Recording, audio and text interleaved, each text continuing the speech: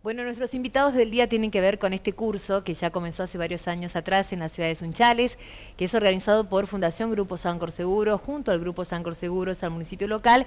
Este convenio que se ha firmado también con las escuelas de nivel secundario de Sunchales y la zona. Se llama Mi Primera Licencia y hoy nos visita la profesora Karina Railov-Girov, es la actual directora de la escuela 445 Carlos Steigleder, y también el doctor Horacio Botabernaus, que es abogado, especialista en Derecho del Tránsito, Educación Vial y Seguridad. Así que le damos la bienvenida. ¿Cómo están? Gracias por venir al programa una vez más. Gracias, Horacio, por estar con nosotros.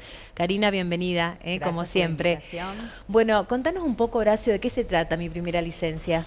Bueno, es tal vez desde el punto de vista primero de ciudadano, adulto, con una trayectoria de vida, decir qué podemos hacer para este dato que lo escuchamos en todas las charlas, en todos los congresos, en todos los diarios. La principal causa de muerte no natural entre jóvenes de 15 a 29 años son los siniestros viales.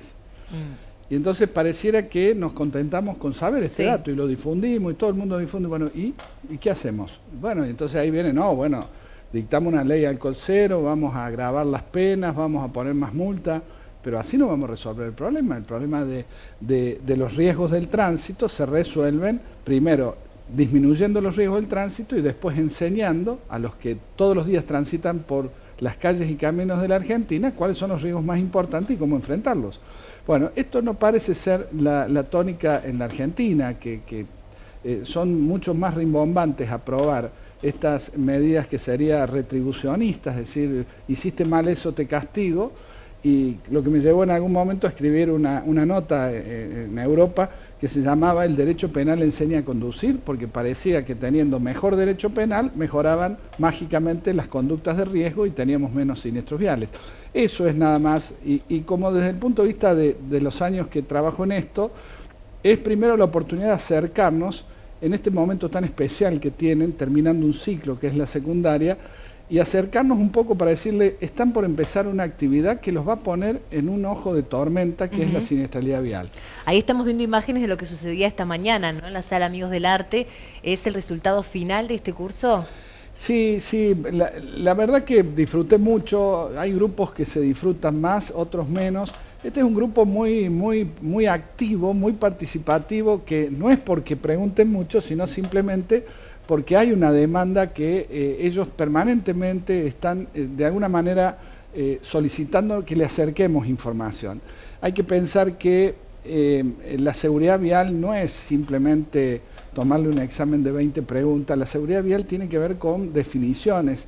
Y hace poquito me tocó ver algo que me ayudó mucho. Uno tiene que estar, como buen docente que me siento, tiene que estar muy actualizado en cómo cambia sus destinatarios. Es decir, yo hace 12 años que hacemos este curso, te puedo decir que de aquello que hacíamos hace 12 años ahora queda muy poco, porque hemos tenido que cambiar, porque en realidad no solo cambió la realidad, sino que cambió nuestros destinatarios. Nuestros destinatarios tienen poca tolerancia a que le leamos la ley, tienen poca tolerancia a que le pongamos videos que superan el minuto, minuto y medio, no les gustan que volvás a hablar del mismo, no les gusta que obligues, que prohíbes, como si la seguridad vial fuera obligar, prohibir o amenazar. Y la seguridad vial es todo lo contrario, es seducir para que yo entienda cuál es el riesgo y me comporte adecuadamente. Así que una experiencia muy linda. Con esta parte de Mi Primera Licencia, toda la parte teórica, digamos, a la hora de retirar tu licencia de conducir, ¿ya estaría aprobado por parte del municipio? No. En Sunchales no logramos eso. Solamente es un antecedente que tienen una exención a nivel de lo que vayan a abonar de la licencia, pero tienen que rendir el examen. El examen teórico y práctico. Teórico y práctico y el médico como corresponde. Esto sería una forma de acercarle una oportunidad de llegar al aprendizaje, ¿no? Y también esto fue otro planteo que hicimos. Yo no puedo agotar todo lo que es la ley de tránsito, sino que hemos tocado los grandes grupos de temas y fundamentalmente poniendo el acento en la necesidad de manejar los grandes principios, ¿no? Los factores de riesgo.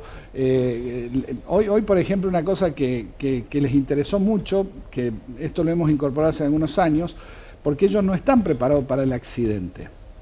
Y el otro día estaba hablando con un chico que el día anterior que estábamos dando la charla había tenido un accidente y él me decía que no sabía cómo reaccionar porque nadie imagina. Y en la casa yo estoy seguro que no nos sentamos, vas a empezar a manejar, si tenés un accidente tenemos que hacer esto.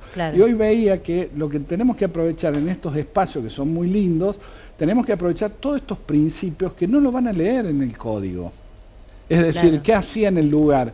¿Cómo documentaba? ¿Qué pasaba si el policía me decía esto? ¿Qué pasaba si no me daban los datos? ¿A quién tengo que llamar? ¿A quién tengo que llamar? Si tengo que llamar a la emergencia o a la policía o a mi asegurador. Claro. Hay tantas cuestiones, ¿no? Que a veces en el momento del accidente uno se nubla también, ¿viste? Que nos pasa a los adultos, me imagino a los chicos. Pero hay algo que me parece que tiene un cambio de paradigma estas nuevas generaciones, es que quizás a la hora de conducir son más responsables con el tema del conductor responsable cuando tienen o toman bebidas alcohólicas. Que nosotros venimos de otra generación. Que bueno, si tomo una copita además no pasa nada, me siento al volante y manejo. Parece que los chicos en ese sentido están un poco más responsables. Si van a un boliche o se trasladan en auto a una fiesta y beben alcohol, hablamos siempre de los mayores de 18 años, ¿no? Me parece que ellos mismos se ponen de acuerdo quién es el conductor responsable. Por lo menos es lo que más o menos me parece a mí escuchar, ¿no? En estos últimos años. Tienen un poco más de conciencia que nosotros. No sé si, a ver, si no edificamos la conciencia en el riesgo, si yo cuando les pregunto si el alcohol, hay alguna diferencia cuando una mujer consume que un hombre y no lo sé, si yo le pregunto sobre el alcohol y le pregunto cuál es el efecto en el sistema nervioso y no lo sé, no sé si es conciencia. Lo que sí tienen ellos, y que a mí me gusta mucho, son más coherentes. Es decir, ellos saben que es un peligro, saben que está prohibido y toman decisiones. Nosotros, nos ha pasado, yo he participado en muchísimos controles en mi vida. Un joven dice, sí, la verdad que tomé, perdí. El adulto te discute una semana que yo no tomé, que está equivocado, que usted que cree, alguna vez un presidente de un colegio de abogados me dijo, ¿usted cree que así se mejora la seguridad vial? No, le dije, no sé si se mejora, pero queda claro que estoy salvando tal vez alguna vida simplemente por no permitirle que usted conduzca alcoholizado. Claro, porque a veces quizás, por ejemplo, nos trasladamos a una localidad cercana y vas a un asado y si estás manejando, sabes que no tenés que beber alcohol. Pero bueno, viste que el adulto, hablamos de nuestras generaciones, siempre tenemos excusas. Bueno, pero una copita no va a hacer nada. Bueno, pero una cervecita, una latita no me va a hacer nada. Y la verdad que a mí eso es lo que veo, que quizás los adolescentes tienen otro chip y dicen, no, o sea, si tengo que manejar... Y lo tienen súper claro en el grupo, eso es lo que a mí me funciona. Me gusta. Y eso fue una buena política que nació el programa Bob en Bélgica en el siglo pasado, digo, que es el conductor designado, el conductor elegido. Con el tiempo ese programa, que es tan bueno, tuvo un error, o tuvo un efecto no esperado. ¿Cuál fue el efecto no esperado? Que el que manejaba no tomaba y el resto parecía obligado a tomar. Entonces nos generó un problema de salud más grande que el anterior. Entonces por eso dejó de usarse como banderita de repetición. Pero nosotros hemos aconsejado en esos casos que haya un conductor designado no quiere decir que los otros están obligados a tomar y mucho menos tomar hasta morir, que es lo que se sintieron. El efecto que se produjo con ese programa es que como yo no conduzco, entonces bueno, vos tenés que tomar. Y entonces ese fue un efecto, como dicen los americanos, un efecto no deseado, pero es un efecto que es tan peligroso como el conductor alcoholizado. Por eso a veces cuando tomamos programas de otros países y no sabemos la historia, solo bajamos, pegamos, cortamos y hacemos una norma, en Córdoba se hizo una norma con el conductor designado, una ley. Es decir, y entonces cuando yo dije, pero cuidado que esto hay que aclarar, que no significa que el resto no pueda tomar. Incluso después se incorporaron algunas normas que decían que yo podía multar en un vehículo cuando las personas iban ostensiblemente tomando alcohol. ¿Por qué? Porque está bien, él no toma, pero ustedes tampoco. Tiene que haber una lógica en esto, ¿no? Exacto.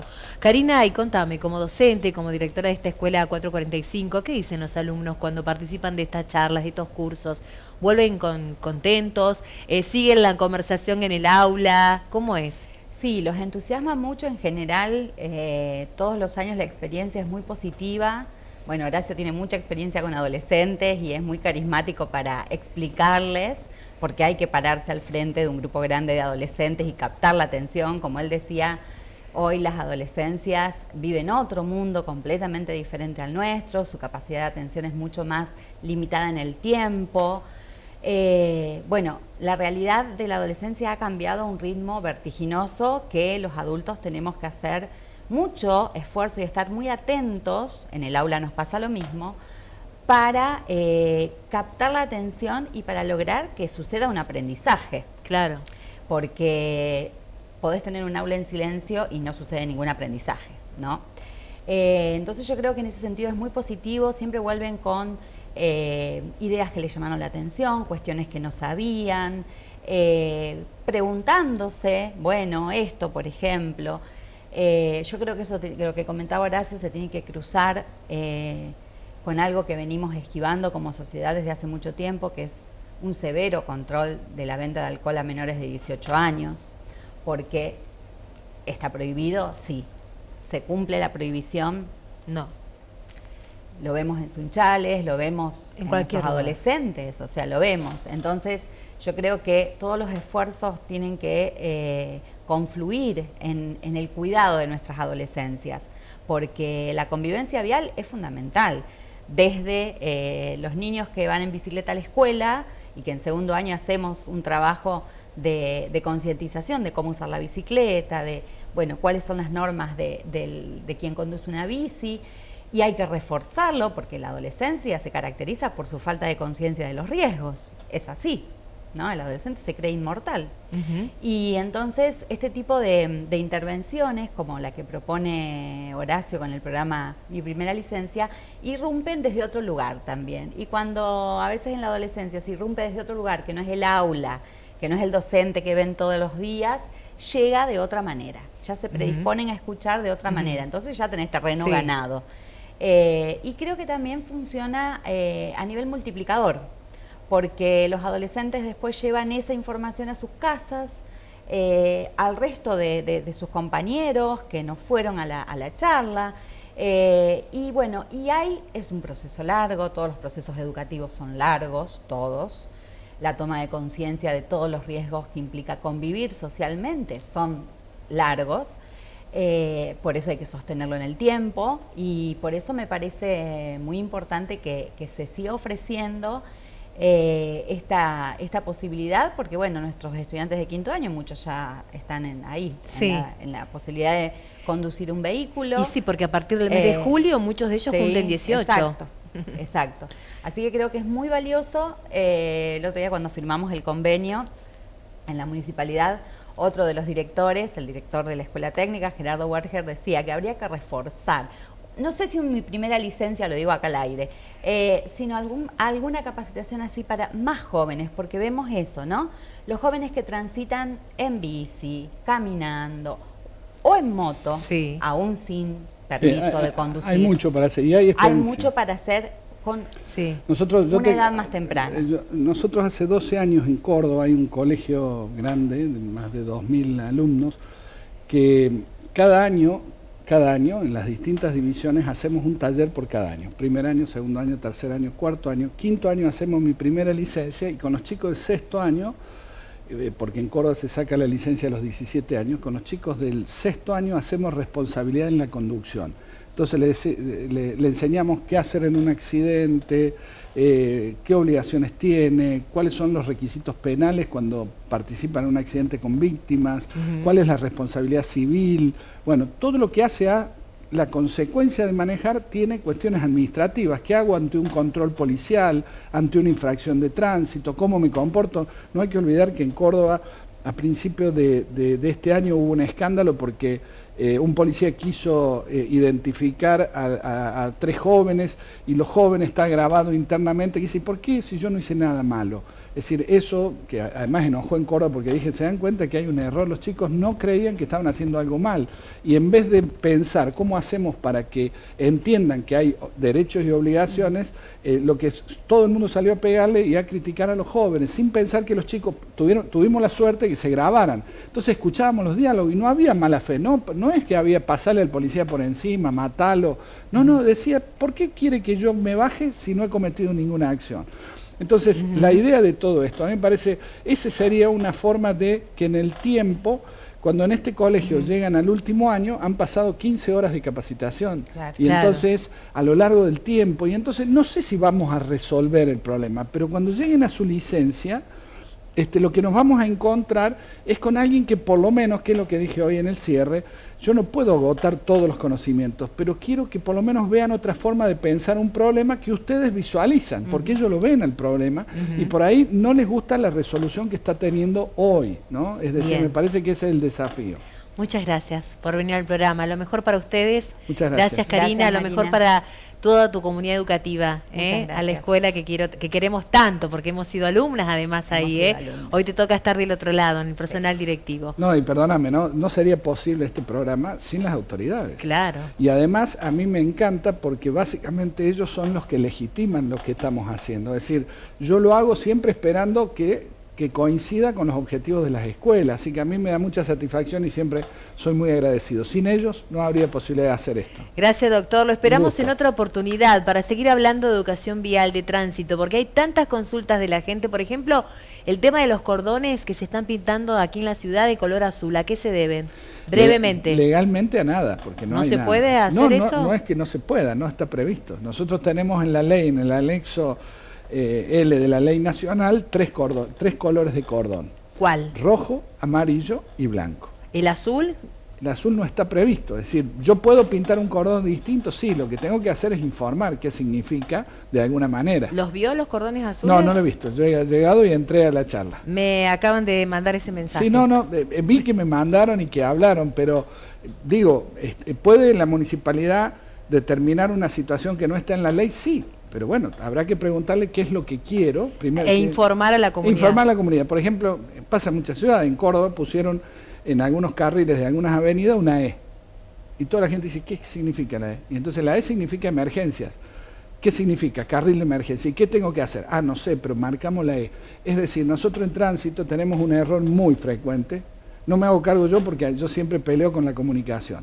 Cuando voy a hacer, tengo que comunicar como nos dicen los jóvenes. Los jóvenes nos piden tres cosas. Nos dicen, ¿qué tengo que hacer, por qué y para qué?